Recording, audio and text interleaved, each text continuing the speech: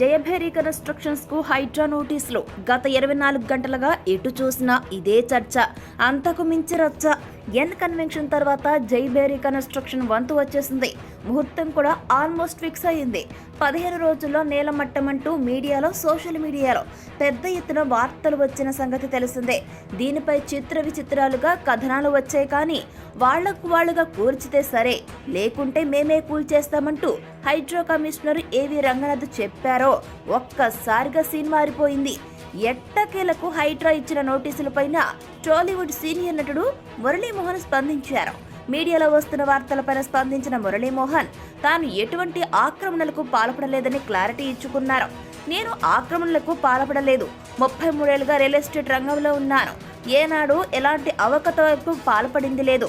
Buffer జోన్లో ఉంటే నేనే కూల్చేస్తాను. స్థానికుల ఫిర్యాదుతో హైడ్రా అధికారులు వచ్చారు.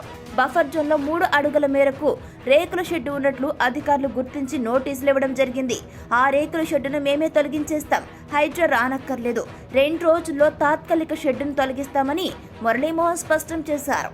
దీంతో కొన్ని గంటలుగా మురళీమోహన్ పై వచ్చిన చిత్ర విచిత్రాలుగా వచ్చినటువంటి కథనాలు విమర్శలకు చెక్ పెట్టినట్లయింది. హైడ్రా అధికారులు నోటీసులు ఇచ్చిన తరువాత ఆ సంస్థ చీఫ్ ఏవి రంగనాథ్ కూడా స్పందించారు.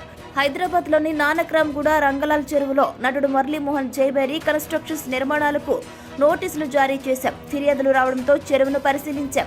ఆక్రమణ జరిగినట్లుగానే మా పరిశీలనలో తేలింది. వారం రోజుల్లో FTL లో ఉన్న నిర్మాణాలను తొలగించేందుకు జయభేరి సంస్థ గడువు కోరారు.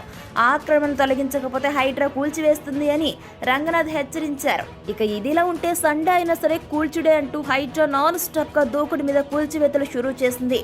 ఇవాళ ఒక్కరోజే భారీగా కూల్చివేతలు జరిగాయి. మాదాపూర్, మేడ్చల్ జిల్లా మల్లంపేట్, సంగారెడ్డి జిల్లా అమీన్పూర్ పెద్ద చెరువు వద్ద, అదేవిధంగా FTL బఫర్ జోన్స్ లో నిర్మించిన అక్రమ నిర్మాణాలని హైడ్రా కూల్చేస్తుంది. ఇక మాదాపూర్ సున్నం చెరువులో కూడా హైడ్రా కొరడా ఝుళిపించింది.